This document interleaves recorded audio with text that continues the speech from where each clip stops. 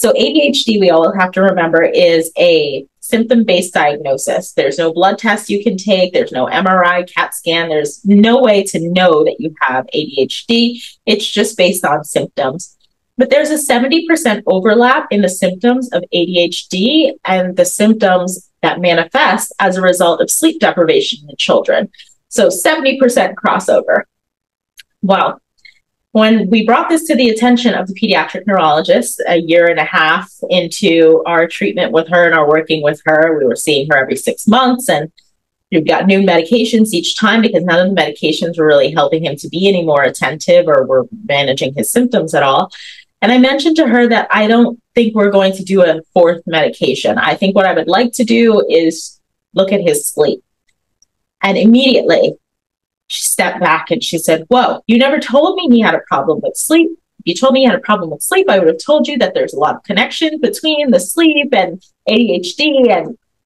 And it just brought to light for me a number of things. One, I have to be my own advocate for my child because clearly even the medical system wasn't going to do that for me. They weren't going to ask me all of the questions. They weren't going to go above and beyond. But two, that I should always be seeking a differential diagnosis. And in this differential diagnosis, the way he was breathing, he was big on mouth breathing, and he wasn't getting good quality sleep, lots of tossing and turning. And so once we were able to address that through the myofunctional therapy, and I fell down that rabbit hole, it was night and day for him. I mean, this was a child that wasn't going to make it through middle school, make it through to middle school. And you know, he graduated, he's now 20 years old, but he graduated high school at the age of 17, a year ahead of all of his peers. So this was a brilliant child that just needed some sleep and needed to breathe better in order to do so. Thank you for sharing that journey, Karese. And you were right when you say that a lot of us parents, we do develop a career based on the experiences we have as a mother or as a father. So that is because I'm also a legal advocate based on my experiences as a mother of a child with autism. And I learned to really understand what the legalities and the education system really requires us as parent advocates to know and to fight for. Hello and welcome. Welcome to the Daily Soul Bites Show.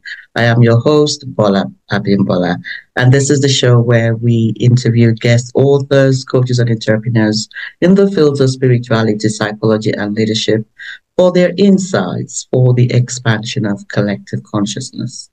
So today on Daily Soul Bites Show, I have a very special guest all the way from Florida, Karese Laguerre. Welcome to the show, Karese. Thank you for having me. I'm happy to be here. Beautiful. So I'm going to read your bio before we start. Karese Laguerre is a specialist in breathing and sleep, alternative health with myofunctional therapy. Already a registered dental hygienist, Karese further trained to establish her orofacial myology knowledge. With this initial training and numerous others in a few short years, she has helped her own children, hundreds of patients, children and adults alike, discover how great life can be functioning on full. Her private practice, the Myo Spot, is now a leader in the quest for myofunctional therapy, awareness, and public education. Her latest published book, Accomplished, delves into how to sleep better, eliminate burnout, and execute goals. That is so beautiful. Thank you, Karese, for what you do. I would love to know, Karese, how did you get to this place where you're now an expert? Well, the journey really all started with my children. And I think as a parent, probably lots of us have had our lives changed in some way, shape, or form by our children. And for me, it helped shape my career. So I am a registered dental hygienist, but I don't work in clinical dentistry at all anymore. But back when I did, in 2014, I was introduced to myofunctional therapy by a pediatric dentist I was actually working with at the time. And she really brought to light the way a lot of dysfunction that we see in children and how it manifests, how it's related to how they're breathing and how they're using some of these muscles that surround the upper respiratory tract. And so just to give you an example through my children, So I have four children. My son is my oldest and my only boy. He's been disappointed every time I've gotten pregnant since. But he had a lot of attention, emotional, and, just a lot of dysregulation. And it was every single year that we would get some notification from his teachers. It started in kindergarten and it went all the way through fifth grade that he had difficulty paying attention, and we just couldn't ignore it anymore by the time he had reached fifth grade. And so we saw a pediatric neurologist, and the pediatric neurologist, we did the questionnaire for the ADHD, and he was diagnosed as ADHD and given medication. And we went through a year and a half of medication for him. Now, I have stories about my daughters too, but I'll just keep it nice and brief by just talking about my son. This point where he's on this medication collides a little with when I started to learn about myofunctional therapy. Now, as I'm learning, I'm really becoming aware that there is a 70% overlap. So ADHD, we all have to remember, is a symptom-based diagnosis. There's no blood test you can take. There's no MRI, CAT scan. There's no way to know that you have ADHD. It's just based on symptoms. But there's a 70% overlap in the symptoms of ADHD and the symptoms that manifest as a result of sleep deprivation in children. So 70% crossover. Well, when we brought this to the attention of the pediatric neurologist a year and a half into our treatment with her and our working with her, we were seeing her every 6 months, and we've got new medications each time because none of the medications were really helping him to be any more attentive or were managing his symptoms at all. And I mentioned to her that I don't think we're going to do a fourth medication. I think what I would like to do is look at his sleep. And immediately she stepped back and she said, "Whoa, you never told me he had a problem with sleep. If you told me he had a problem with sleep, I would have told you that there's a lot of connection between the sleep and ADHD." And it just brought to light for me a number of things. One, I have to be my own advocate for my child, because clearly, even the medical system wasn't going to do that for me. They weren't going to ask me all of the questions. They weren't going to go above and beyond. But two, that I should always be seeking a differential diagnosis. And in this differential diagnosis, the way he was breathing, he was big on mouth breathing, and he wasn't getting good quality sleep, lots of tossing and turning. And so once we were able to address that through the myofunctional therapy, and I fell down that rabbit hole, it was night and day for him. I mean, this was a child that wasn't going to make it through middle school, make it through to middle school. And, he graduated, he's now 20 years old, but he graduated high school at the age of 17, a year ahead of all of his peers. So this was a brilliant child that just needed some sleep and needed to breathe better in order to do so. Thank you for sharing that journey, Karese. And you were right when you say that a lot of us parents, we do develop a career based on the experiences we have as a mother or as a father. So that is because I'm also a legal advocate based on my experiences as a mother of a child with autism. And I learned to really understand what the legalities and the education system really requires us as parent advocates to know and to fight for. So yes, this is an interesting thing, isn't it? It's not a coincidence, No. but it's always about how we respond to the experiences we have, as opposed to letting it become something we are perceiving ourselves as victims of, or Right. becoming really empowered by it. So I love that the journey has been empowering for you, and now you're serving the collective with such a powerful expertise. I would love to know more about myofunctional therapy. Could you explain what that is? Yes. So the easiest way that we can really talk about myofunctional therapy is to kind of give an analogy. So myofunctional therapy is kind of like personal training, but for all the muscles below the eyes, but above the shoulders. So I work with muscles that are in that weight range to strengthen and coordinate them.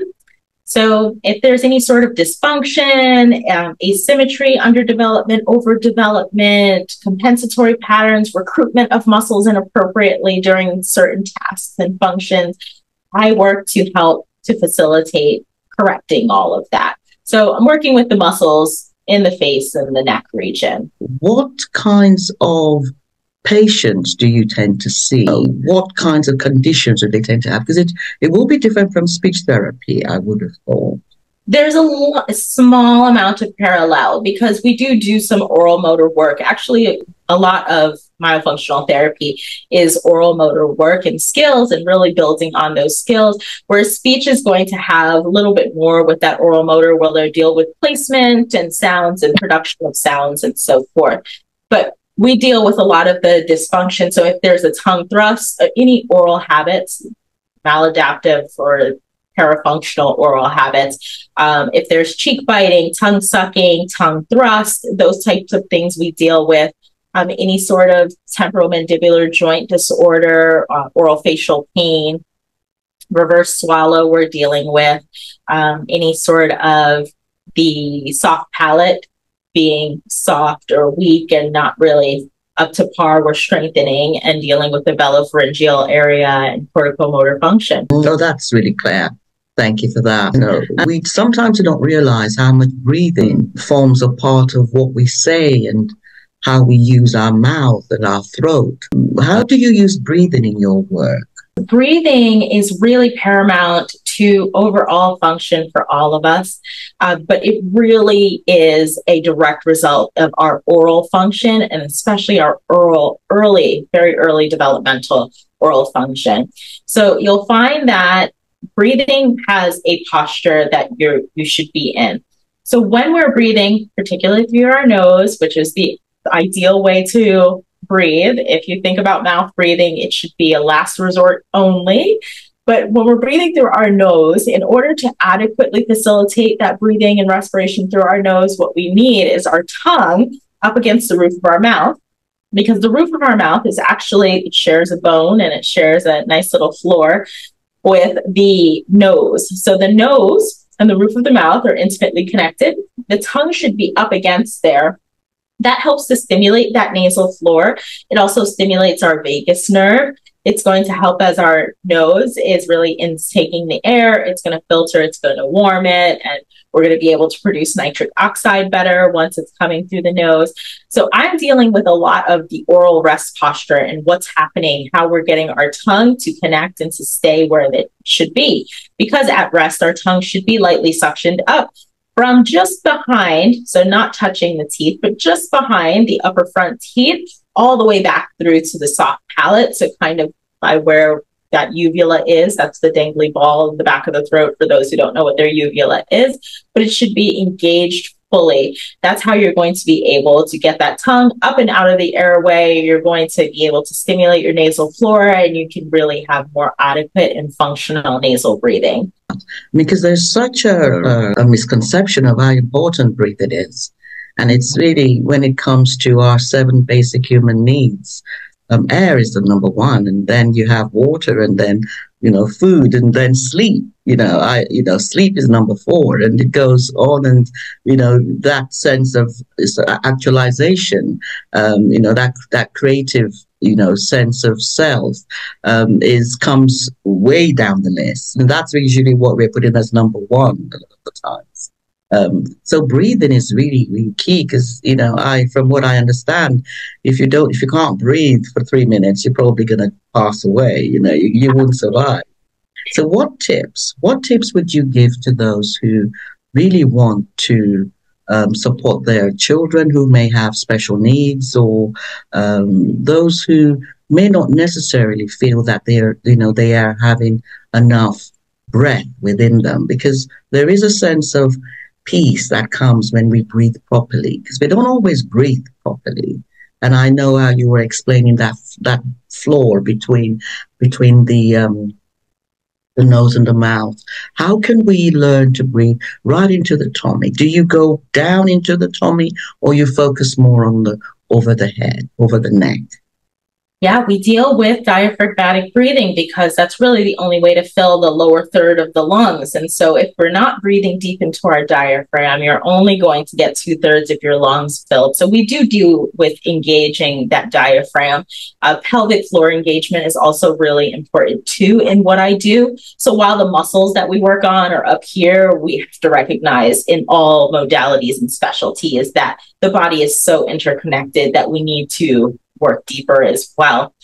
With the breathing and with what kind of recommendations I might have for people who are out there with families and wondering what to do with their children, I think the number one thing is to, one, be aware of what's going on at rest. I think a lot of times we're just kind of going by life and nobody's really paying attention to what's happening around them. I would say engage in a form of conscious breathing with your children. Now, this can be really fun. It does not have to be something that, we're going to sit down and we're going to be quiet and we're going to meditate. You have to sit really still. It's going to be something where, you can make it fun and we can make it enjoyable for everyone. So I like to do an exercise called rhythmic breathing. And what you're going to do is you're going to take a song, and typically you would like something between 60 to 80 beats per minute. You'll find that there's a lot of Bruno Mars songs in that range, and a lot of kids tend to like some of Bruno Mars songs. You might also find there are some songs by Miss Rachel and so forth that are in that range, but just throw it into the internet, 60 to 80 beats per minute songs, and I guarantee you get a beautiful playlist that'll probably be produced by YouTube. The song, as it's playing, I want you to really just focus on your breath. Ask your child to just breathe. We're going to dance with our breath as we are listening to this song. So allow your breath to do what it will, and you can control it as you need to. As the beat rises, you might find yourself inspiring and expiring faster. As you are in a pause before another beat starts to drop, perhaps you might hold your breath. You might want to exhale really deeply or inhale really deeply or breathe really fast or slow, but just be mindful of what's going on. You'll notice that as the song goes by, most songs average around 3 minutes. As the song goes by, everybody will fall into what's their actual posture. So sometimes there is that sense of like, okay, mom always tells me to close my mouth. So they just start out and they're closing their mouths. But as the song goes on and they really get relaxed, you might find that your child has a low forward tongue posture. Their mouth might be open or their lips might be ever so slightly apart. You might find that you're noticing that their rest posture isn't exactly what we want it to be, which is that tongue all the way up against the roof of the mouth and those lips closed with predominant nasal breathing. So take note of it to be first. Secondarily, the next best thing you can do is always have a nasal hygiene routine in place. So a lot of people implement nasal hygiene as we are congested and we're going to do this because we're congested and we want to decongest. But you can use nasal hygiene as a preventative measure. So a saline rinse, a simple saline rinse, preferably one with xylitol, is really great as a daily management mechanism so that you can help to keep the airway nice and open. And that way they can facilitate better nasal breathing and you can reduce the amount of times that they are congested. And so I think with those two tips, you can get to an awareness of what's going on and you can help to start creating positive change towards nasal breathing. Yes, awareness is so key. I would love to know, Karese, or anyone who is thinking of coming to see you, do you work online or do you need to be face-to-face? What can they expect? What can anyone who wants to work with you expect? Yeah, so the first step of working with me is always a complimentary consultation. Consultations don't cost a thing. You can book it right off my website. And that's a great time to determine if myofunctional therapy is even something you need. So we go through what's going on with you and what all it is that you're experiencing. And if myofunctional therapy is the best next step for you, well, then I do telehealth and I work with clients all over the globe, and that would be something that we would meet. on a virtual platform. And so we would be able to do a distance type therapy. It's incredibly effective. It's because it's not a hands-on modality, because it's something where we're exercising the muscles of the face, facial region. That is something that we can do without having to be in person. We do give a lot of verbal cues, and sometimes you have children who need physical cues. For physical cues, oftentimes I ask a parent to be present, and then they're able to cue and use a finger or so forth. Or sometimes the child is even able to self-prompt with a physical cue if we're giving really good verbal and, demonstrating visual cues. Do you work with children who have learning difficulties, for instance? Yes, we get a lot of those. I will say that for learning difficulties, I love to see those in person, because more often than not, you'll find you get much better success. You're right there and you gain more of their attention just being right there. There are wonderful techniques that we have for online therapy and health, but if there are learning difficulties and some forms of special needs, I really think an in-person session is going to be most beneficial. That's beautiful, beautiful. Thank you so much for this conversation, Karese. Oh, you're so very welcome. This was a pleasure. Do you have any final words about myofunctional therapy or breathing or any aspect of your practice?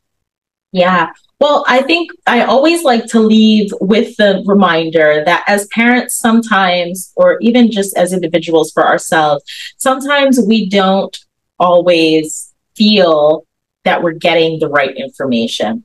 And I waited too long with my own child. We did the medications, as I told you, with my son, we did the medications, and it just wasn't helping. It wasn't the right thing.